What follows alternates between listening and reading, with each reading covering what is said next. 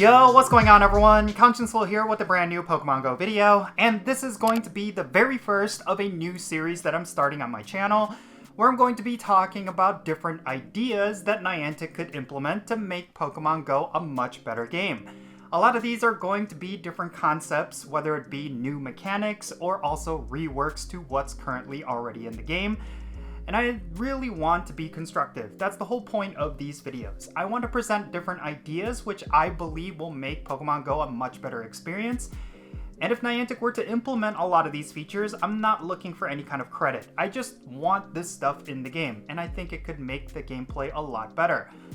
So yeah, without further ado, let's talk about the idea that I wanted to talk about for today. And that is this idea of something called advanced studies. What is advanced studies? Well, I kind of was thinking about a lot of different games that are currently out there and how they have different monthly events that are kind of like a Fragment Fusion style event where you're collecting a bunch of points for a limited time, and when you collect enough points, you get yourself a very powerful character. This is very common among games like Raid Shadow Legends or I think Watcher of Realms is another example that does this. I think this would be a really cool idea for Pokemon Go.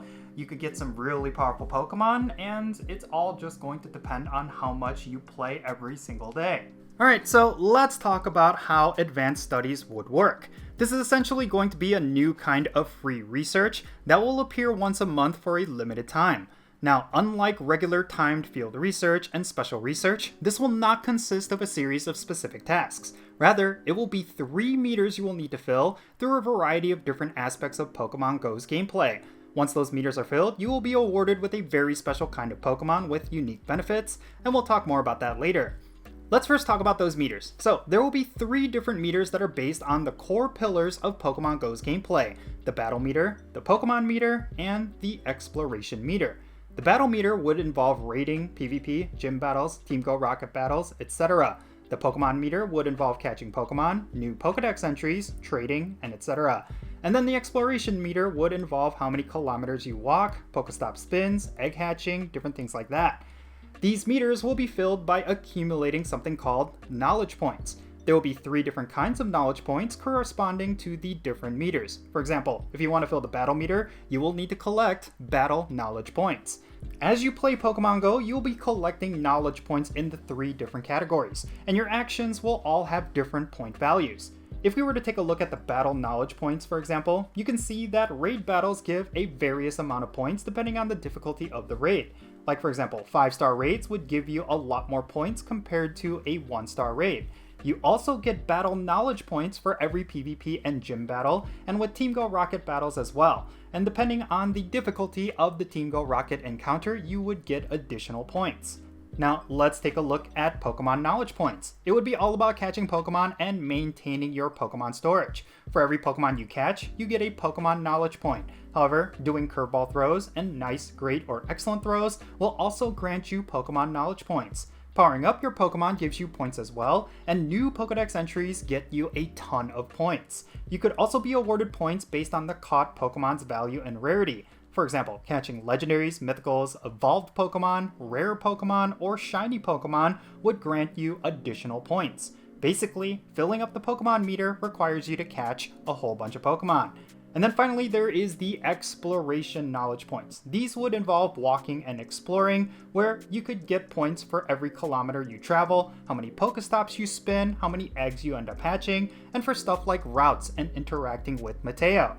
So yeah, filling up each of these meters will involve doing different aspects of Pokemon Go. If you want the nice rewards at the end of the road, well, you're gonna have to do all different aspects of the game. You can't ignore raid battles, you can't ignore spinning Pokestops, and you can't ignore going out for walks. And I think this would be a great way for players to get a lot more out of their Pokemon Go gameplay.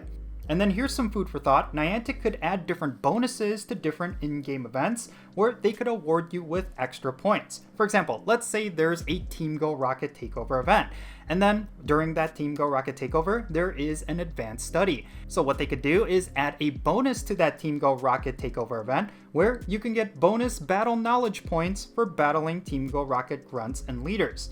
Like, there's so many things that they could do with this system, and I really do think it's going to make the entirety of Pokemon Go just that much more enjoyable and that much more rewarding. Now, once you fill up all 3 of these meters, you would get yourself a Pokemon encounter as a reward. And at first I thought maybe just award a legendary. You know, like for the example that I gave, it would be an advanced study for the Pokemon Mewtwo, and you would get yourself a Mewtwo at the end of it. Like, I think Niantic would probably go that way. But in my opinion, just giving you a free legendary at the end of all of this work wouldn't be that exciting. And for a lot of players, it wouldn't be worth it. Because simply all you would have to do is wait for that raid boss to be in raid battles, and then you would just do one raid and you would get that Pokemon. So I really felt like there needed to be something special with the Pokemon that you get. So I came up with something that I feel would be very unique and would definitely motivate players to complete this advanced study. So what is it? Well, first, let's talk about all the different variations of Pokemon that you can get. There are lucky Pokemon, which you can get from lucky trades and regular trades. There's Shadow Pokemon, which you get from battling Team Go Rocket, and then of course there's Purified Pokemon, which you can get from purifying those Shadow Pokemon. And all those different variations have their own benefits. But for this advanced study, I'm proposing a 4th variant, and it is an advanced Pokemon. So what is an advanced Pokemon? First and foremost, the IV floor for advanced Pokemon is going to be 14, 14, and 14. That means your minimum IVs are going to be 93%. That alone should motivate you to do these advanced studies. But it doesn't end there. There's also going to be 2 additional IV points that you will get at random, and that's all because it is an advanced Pokemon. And then those 2 IV points will actually exceed the maximum for that stat. These will be the only Pokemon that will have a potential of 16 to 17 IVs in any of the IV stats. And I really like this idea. Basically, when you complete an advanced study, let's say for a Mewtwo, that Mewtwo is going to be an advanced Mewtwo. And basically, it's going to have an IV floor of 14, 14, 14, which means your chances of getting a 100% are going to be really high. And then you're also going to get 2 additional IV points at random. So in this case, it's going to be in the attack stat for this Hundo Mewtwo, which means it's going to have an IV of 17, 15, and 15. Let's say you get a 14, 14, 14 Mewtwo, which is going to be the bare minimum.